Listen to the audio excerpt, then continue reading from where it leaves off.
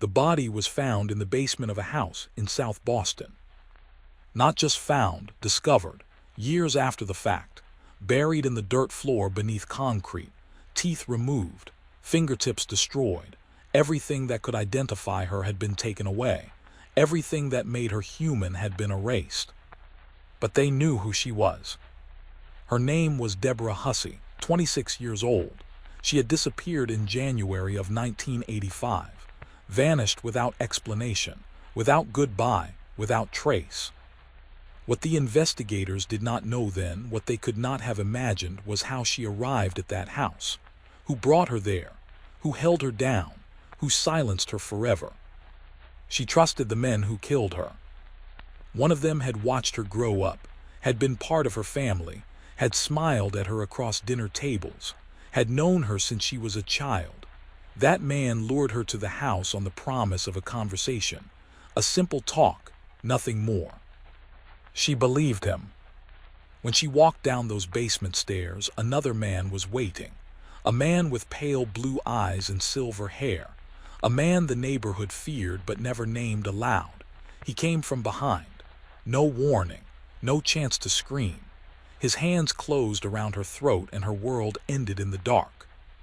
But that was not the worst part. The worst part was what happened after. The removal of her body, the dismemberment, the burial, the years of silence that followed, the decades of lies, the complete erasure of a young woman whose only crime was knowing too much and saying too much and existing in the wrong place at the wrong time. Reports suggest she was strangled slowly. Witnesses later claimed there was laughter in that house after she died. The man with the silver hair walked back upstairs. He washed his hands. He made a phone call. He went home and slept without dreaming. His name was James Bulger. But no one called him James. They called him Whitey. And for 30 years, what he did to Deborah Hussey remained buried beneath that basement floor, hidden alongside her bones, protected by a wall of fear so thick that even the law could not break through. How does a man commit murder after murder and walk free? How does a killer become untouchable? How does an entire city learn to look away? The answer is darker than the basement where Deborah Hussey died. And it begins long before her body was ever buried. South Boston in the 1940s was not a place that offered mercy. It was a neighborhood built on steel and stubbornness. Irish immigrants packed into housing projects that rose from the harbor like concrete gravestones. Families crammed into small apartments. Fathers worked until their bodies broke. Mothers stretched every dollar until it screamed. James Joseph Bulger Jr. was born into this world on September 3, 1929, one of 6 children. The family lived in the Mary Ellen McCormack housing project. His father had lost an arm in an industrial accident. After that, money became a ghost that visited only on paydays. Young James learned early that the world did not give, it only took. He was small for his age, thin, almost sickly, but he had something else, something that flickered behind his eyes when someone pushed him, a coldness that did not belong in a child. Other boys fought with fists and fury. James fought to hurt. He did not stop when his opponent fell. He did not accept surrender. He wanted submission. He wanted fear. And when he got it, something inside him quieted. Something that gnawed at him constantly found peace in the terror of others. By 16, he had been arrested multiple times. Theft, assault, vandalism. The charges piled up like cordwood. He spent time in juvenile facilities where he learned that violence had a language all its own. He became fluent. At 17, he joined the United States Air Force. It did not last. Within months, he was arrested again, this time for going absent without leave. But that was not the real problem. The real problem was what he did while he was gone. A string of armed robberies across 3 states, banks mostly, small ones. The kind where the teller freezes and the manager opens the safe without argument. James would walk in wearing a long coat, a pistol in each hand, like something from an old western. Calm, methodical, no shouting, just the quiet promise of violence if anyone moved wrong. He was caught, convicted, sentenced. And in 1956, James Bulger was transferred to Alcatraz Federal Penitentiary. The Rock, the prison built for men too dangerous to house anywhere else. He spent years there, and those years carved something permanent into him. In Alcatraz, he learned that survival required absolute control. Control of emotion, control of expression, control of everything that could be used against you. He learned to smile without meaning it. He learned to befriend without caring. He learned that loyalty was a tool, not a virtue. And he was released in 1965. James Bulger returned to South Boston a different man. Harder, colder, more patient. He understood now that power was not taken by force alone. It was cultivated, grown slowly in the soil of fear and favors. He began working with the Winter Hill Gang. At first, he was just another enforcer, muscle, someone who collected debts and delivered beatings, but people noticed something about him. He never complained, never hesitated, never showed remorse. And he never forgot a slight. Men who crossed him disappeared. Not immediately, not obviously, but eventually, quietly, they vanished from the neighborhood. Their businesses burned. Their families moved away. And no one asked questions because asking questions was how you ended up like them. By the mid-70s, Bulger had risen to lead the Winter Hill Gang. He was no longer the thin boy from the projects. He was Whitey. And Whitey had rules. No drugs in South Boston. That was the first rule. Not because he cared about addiction or morality, but because drugs brought federal attention, and federal attention was bad for business. No talking to police, ever, for any reason. That was the second rule. The penalty for breaking it was not negotiable. And the third rule, the one that mattered most, loyalty to Whitey above everything else, above family, above church, above conscience. Those who followed the rules prospered. Those who did not were taught lessons that echoed through the neighborhood for years. But what the neighborhood did not know, what they could not have known, was that Whitey himself was breaking the second rule. Every week, with a smile on his face, the Federal Bureau of Investigation opened a file on James Bulger in 1975. Not as a target, as an informant. The file was labeled Top Echelon Informant, code name BS 1644TE. The designation meant Bulger was considered a critical source of intelligence, someone who could provide information on organized crime activities, someone valuable enough to protect. The FBI agent who recruited him was named John Connolly. Connolly had grown up in South Boston, same housing projects, same streets. He knew Bulger from childhood. They were not friends exactly, but they shared a history, a neighborhood, an understanding. When Connolly joined the FBI, he saw an opportunity.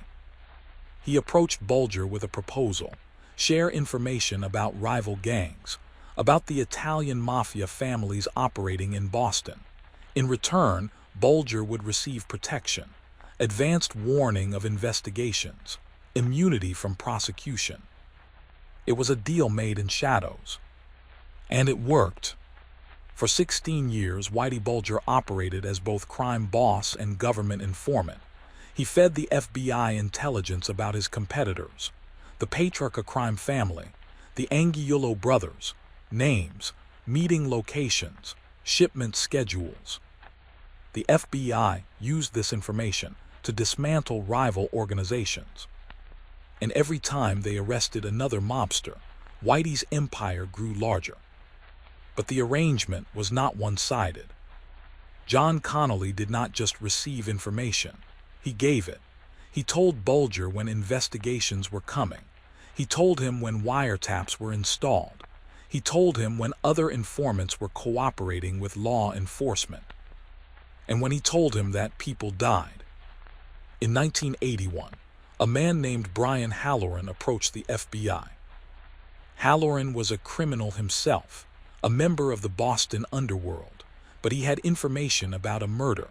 A businessman named Roger Wheeler had been killed in Oklahoma, shot in the head outside a country club.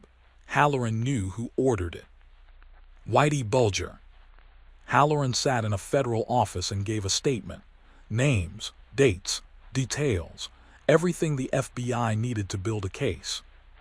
The FBI thanked him, told him they would be in touch, told him to stay safe.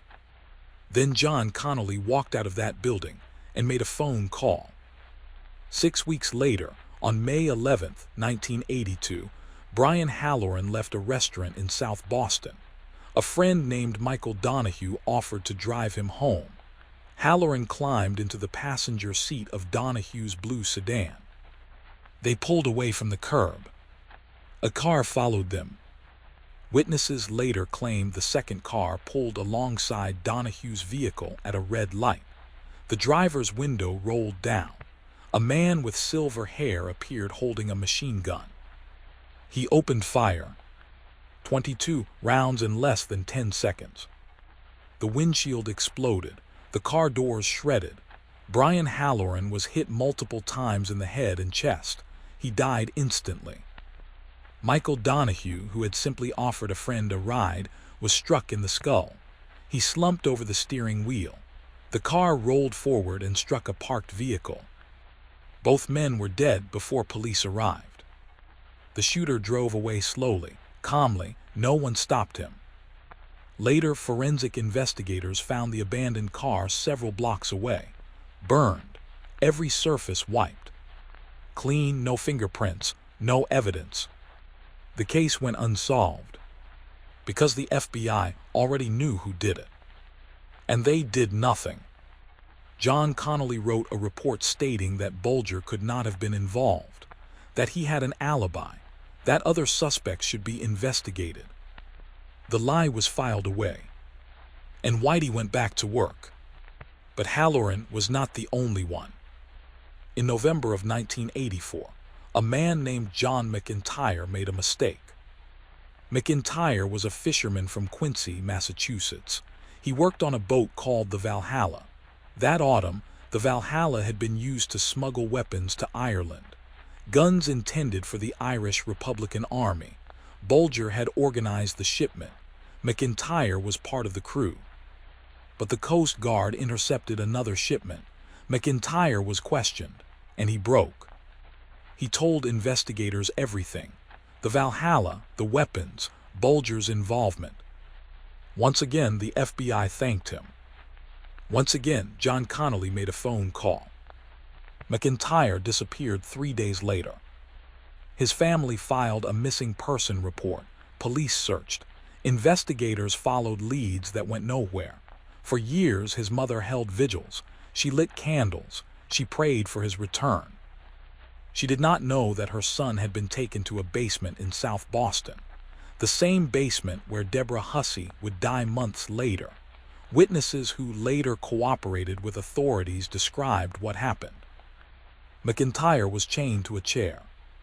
He was interrogated for hours, asked who he had spoken to, what he had said, whether anyone else knew. He begged for his life. Reports suggest they tortured him before they killed him. Some said it took hours. When it was over, his body was buried in the dirt floor. Years later, when that house was finally excavated, they found his remains alongside others. Teeth pulled, hands destroyed. The FBI had known for years where he was. They simply never looked. Fear does not announce itself. It creeps into a neighborhood like fog, slowly, quietly, until everyone is breathing it without realizing. In South Boston during the 1980s, fear had a name. Whitey. Mothers told their children not to say it aloud. Shopkeepers paid tribute without complaint. Police officers walked past his headquarters and saw nothing worth investigating. The silence was complete.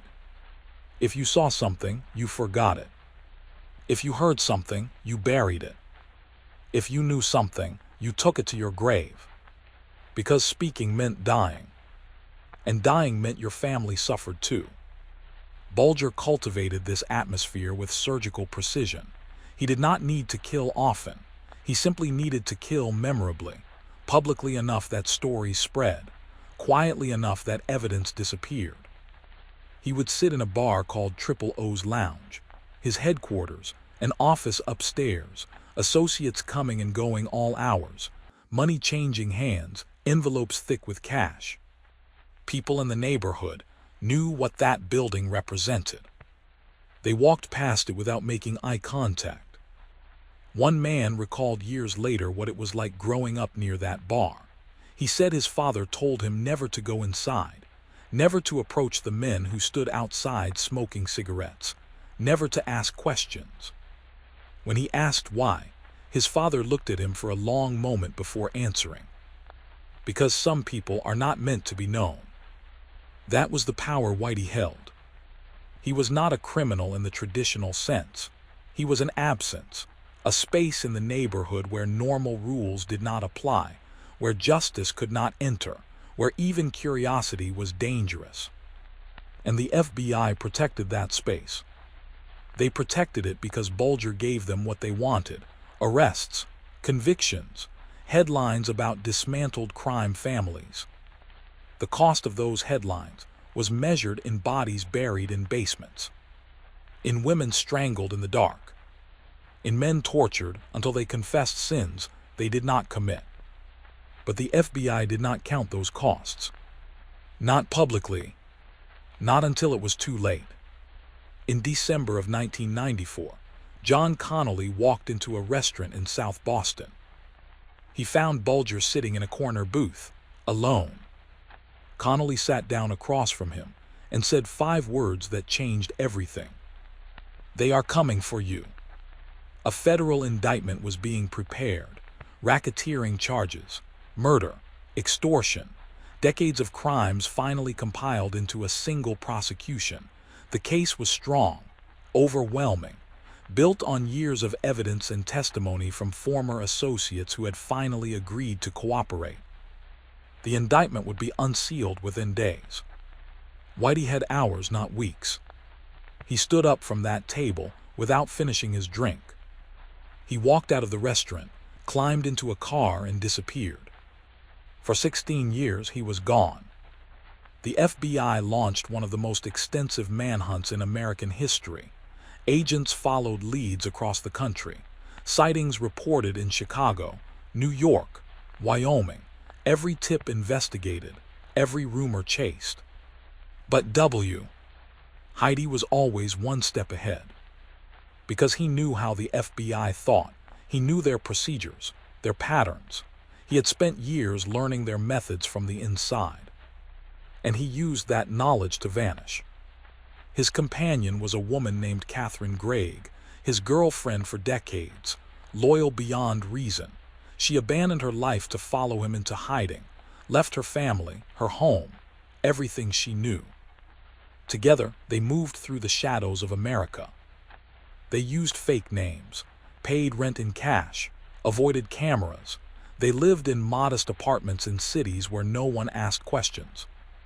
And while they hid, the families of Whitey's victims aged.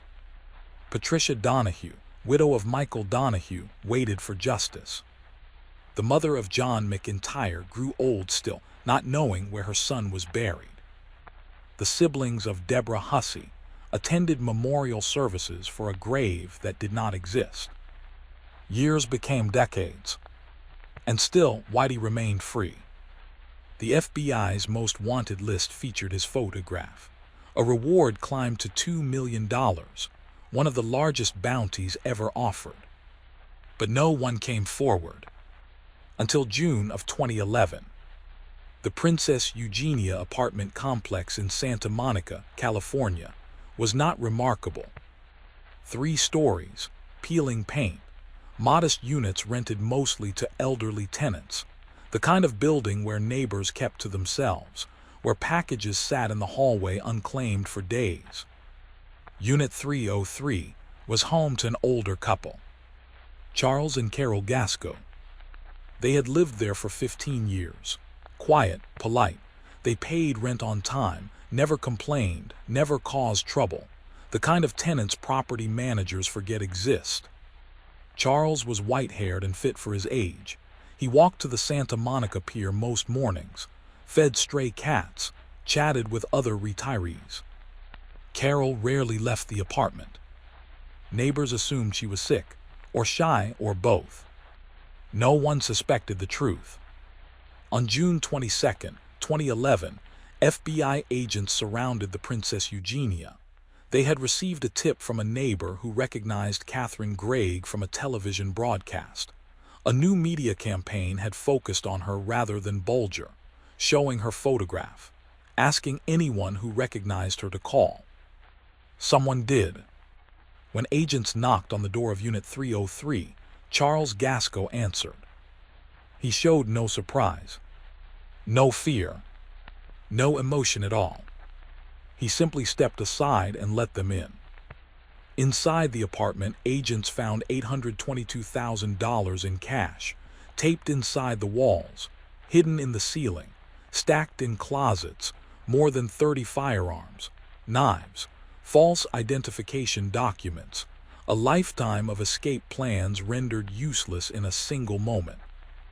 Charles Gasco was arrested without resistance. His real name was James Joseph Bulger, Jr. After 16 years, Whitey was coming home. The trial began in June of 2013. Federal court in Boston, Judge Denise Casper presiding. The courtroom was packed every day. Media, law enforcement, victims' families, people who had waited decades to see this moment. Whitey sat at the defense table wearing a plain shirt, no expression, watching the proceedings like a man observing someone else's life. The prosecution called 63 witnesses, former associates who had turned on him. Kevin Weeks, his lieutenant, testified about murders. Stephen Flemmi, his partner, described how they killed together. John Morris, an FBI supervisor who had taken bribes, admitted to corruption. One after another, they walked to the witness stand and told stories that had been buried for 30 years. They described basements used as execution chambers. They named victims whose families had never known what happened. They explained how the FBI had protected Bulger, while he murdered informants the Bureau itself had recruited. The testimony lasted weeks, and through it all, Whitey remained silent. His defense attorneys did not deny the crimes. They argued instead that Bulger had been given immunity by the FBI, that his deal with John Connolly had covered all criminal activity, that the government had no right to prosecute him now after using him for so long. The jury did not agree. On August 12, 2013, after 5 days of deliberation, they returned a verdict. Guilty. 31 counts, 11 murders proven, racketeering, extortion, conspiracy. The courtroom erupted. Some families wept, others shouted. Patricia Donahue stood and called Bulger a coward. Others followed, decades of grief pouring out in a single moment. Whitey sat motionless. He did not react. He did not look at them. At the sentencing hearing in November, victims' families were allowed to speak. One after another, they approached the microphone. They called him a monster, a demon, a murderer. They described how his crimes had destroyed their lives, how they had spent decades wondering, searching, praying for answers that never came. Thomas Donahue, brother of Michael, said his family had been shattered, that his mother died without seeing justice, that every holiday felt like a funeral. Christopher McIntyre, brother of John, said he still had nightmares about what his brother endured in that basement, that he would never forgive, never forget. Stephen Davis, brother of Deborah Davis, another of Bulger's victims, said he wished Bulger would die alone and afraid, that he would rot in a cell knowing he was hated. When they finished, Judge Casper sentenced James Bulger to 2 consecutive life terms plus 5 years. No possibility of parole. Whitey finally spoke. He said the trial was a sham, that the government had betrayed him, that he had been promised immunity and they had broken their word. He showed no remorse for his victims, no acknowledgement of their suffering, no humanity at all. He was 84 years old, and he would die in prison, but not for long. On October 30th, 2018, James Bulger was transferred to United States Penitentiary Hazleton in West Virginia, a high-security facility known for violence, understaffed, dangerous. Prison officials knew his reputation. They knew he had been a government informant. They knew inmates hated informants more than any other kind of criminal. And they sent him there anyway. He arrived at 8:30 in the evening. By 8:07 the following morning, he was dead. Other inmates had been waiting. Reports suggest they knew he was coming. That word had spread through the facility hours before his arrival, that plans were made. When Bulger was placed in his cell, 3 men approached. Fotios Gesh, a mafia hitman serving life without parole. Paul DeCalagero, a gang member with nothing left to lose. Sean McKinnon, acting as lookout. What happened next took less than 7 minutes. Witnesses later claimed they heard sounds, muffled impacts, low voices, then silence. When guards finally checked, they found Bulger on the floor of his cell. His face unrecognizable. His skull fractured in multiple places. His eyes swollen shut. He had been beaten to death with a lock inside a sock, a crude weapon, effective. He died the way so many of his victims had died. Violently, suddenly, without mercy. The men responsible were eventually charged. They pleaded guilty. They accepted their sentences without complaint. When asked why they did it, one of them shrugged. He was a rat. That was the only explanation needed. In the years since Whitey Bulger's death, investigations have continued. Congressional hearings examined the FBI's relationship with him, how agents like John Connolly had protected a murderer for decades, how supervisors had ignored warnings, how the Bureau had valued intelligence over human life. The findings were damning. Reports confirmed that the FBI had known Bulger was killing informants, that they had evidence linking him to murders, that they chose not to act because he was useful. Families of victims filed lawsuits against the federal government. Some won settlements, millions of dollars in compensation, money that could never replace what was taken, but at least acknowledgement, at least admission. John Connolly, the agent who had protected Bulger for so long, was convicted of racketeering and second-degree murder. He is serving 40 years in federal prison. He will likely die there. Stephen Flemmi, Bulger's partner, is serving multiple life sentences. Kevin Weeks, his lieutenant, cooperated with authorities and received a reduced sentence. He was released after 5 years. The house in South Boston, where Deborah Hussey and John McIntyre were killed, has been demolished. Nothing remains but an empty lot. People still walk past it without looking. There is a question that haunts everyone who studies this case. How does this happen? How does a man murder 19 people and remain free for decades? How does the system designed to protect us become the thing that shields the predator? The answer is uncomfortable. It happens when institutions prioritize results over ethics, when agents care more about arrests than justice, when the ends justify any means, no matter how dark. It happens when silence becomes survival, when entire communities learn that speaking up means dying, when fear replaces law. It happens when one man understands that power is not about strength. It is about control, control of information, control of fear, control of the space between what people know and what they dare to say. Whitey Bulger was a killer, but he was also a symptom, a reflection of a system that had rotted from within, A system that made deals with monsters and called it strategy, that traded bodies for headlines, that sacrificed the innocent to capture the guilty.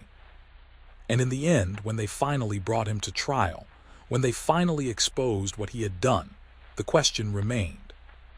How many Deborah Hussies are still buried in basements we have not found why?